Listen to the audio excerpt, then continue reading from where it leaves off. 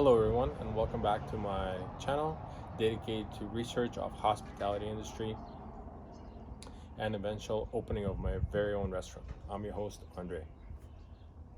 Today I would like to discuss a historical period taking place between ancient Rome and Middle Ages and what has developed during those eras in the hospitality industry. To give you more context, ancient Rome has existed in the time between 8th and the 5th centuries, and Middle Ages lasting from between 6th and 15th century. To get a little bit closer of understanding the word restaurant as a term, we must reference we must reference the 19th century French word restaurer, which translates into provide food for and literally to restore to a previous state. It seems to me that the development of the word um, comes from early observations and beliefs in the dish's ability to bring internal peace to the human body. After all, nobody wishes to remain in a state of hunger for a very long time. With this in mind, I would like to dive further into Rome and its culture. Early Romans created the popina, or a wine bar, which of course would serve wine alongside of a small selection of bread, olives, sausages, and porridge. These popinae, plural, are sometimes stand-up service only, though some have tables and chairs, and even fewer have couches. These popinae are also categorized by serving the lower class of Roman society, um, which leads me to a presumption that a higher class had their own servants and chefs. It's quite reasonable to assume that throughout history, kings, rulers, and queens and of all sorts had their own staff. Indeed, one account from 2nd AD from a Roman poet, Juvenal, mentions frequent visitors to Popina included assassins, some sailors, thieves, fugitive slaves, executioners, and even coffin makers. That's a savory crowd right there. Fast forwarding 1800 years or so, Italian food has a strong foothold in the world of gastronomy, and many wine bars exist nowadays. In fact, some of them still do not have a chair to offer, but many do. Inns, which started appearing alongside roads in which merchants and travelers could take a rest at and refuel, was another early version of a restaurant as we know today. Commonly simple in amenities it offered, they had a common table for guests to eat at. They did not have a menu for you to choose from. You ate what the chef prepared. The need for such places was an essential result of the merchant economy, which was so prominent and drove the economic development of those times. Accounts from ancient India mention superintendents, as well as those who trade in cooked rice, liquor, and flesh. They state that superintendents of those stores may give surplus of bran and flour to those who prepare rice and rice cakes, a strong sign of business to business sales that we see today. In modern day, we see a great majority of restaurants order their produce, protein, and such from outside suppliers.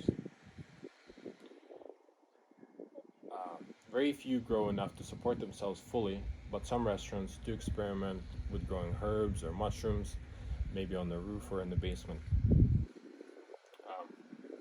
Ideally, on a side note, my restaurant will grow as much of its own food as possible.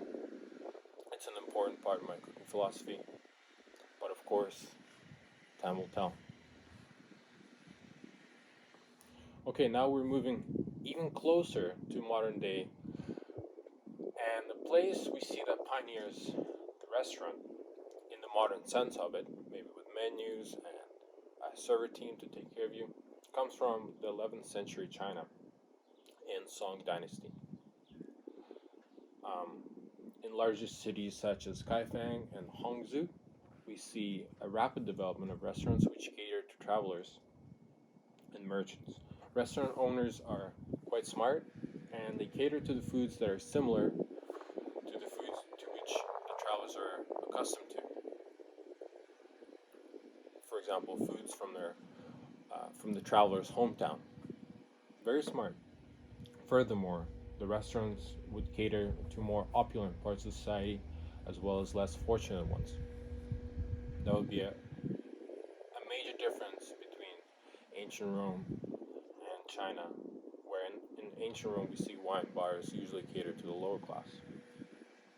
The biggest similarity that the 11th century restaurants shared with the modern 21st century ones is that the orders would be selected from a menu and were taken by a team of waiters, which would then sing the order back to the kitchen and deliver the orders back to the table in the exact order that they were ordered.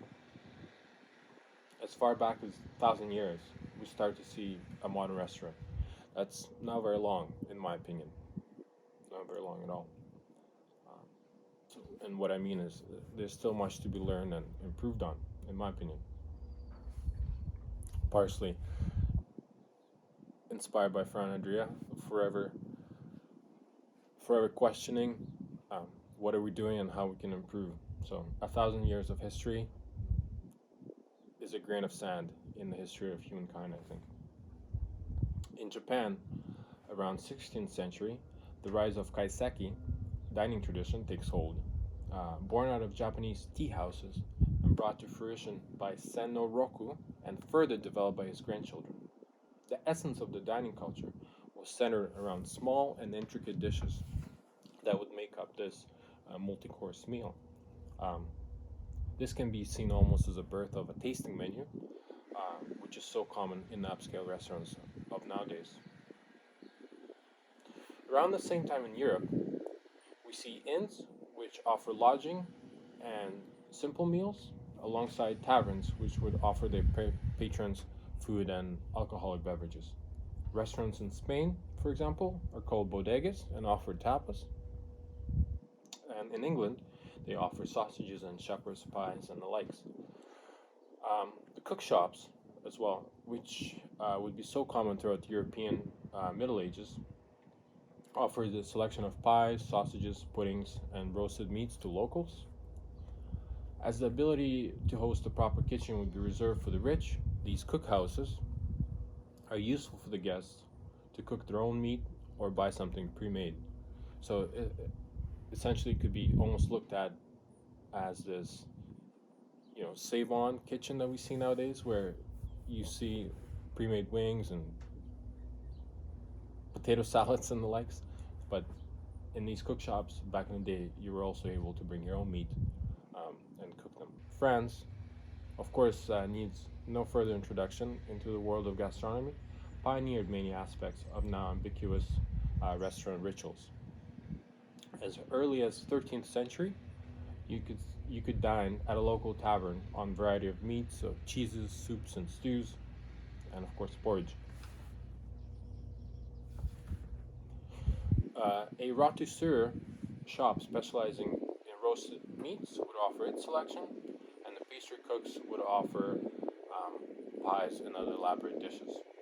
So we see sort of a division of labor. We start to see these shops that specialize in roasted meats. We see pastry cooks develop their craft. Another milestone that would see the light of the present day would be a menu and the prices alongside it. Very, very common nowadays. It is the municipal requirement stated that the menu should be placed at the entrance of the establishments. Indeed, this is another tradition that lived on. And on my recent trip to Montreal, many restaurants in the neighborhood that I was staying at had a menu posted outside. Very classic European style. Well, I would like to wrap up this video and quickly recap what we've learned. We've learned all about the Roman restaurants and Who are they and who dined there? Coffin makers and assassins. We've discovered where the first modern restaurant originated, sometime in the 11th century, ancient China, and how it all translated into the Middle Ages and laid the foundation for the future. Well, I would like to say thank you very much for watching. Please leave a comment if you have some other interesting ideas or comments. I would love to hear them. Otherwise, this has been Restaurant and Research. I'm your host, Andre. Thank you for watching. Bye.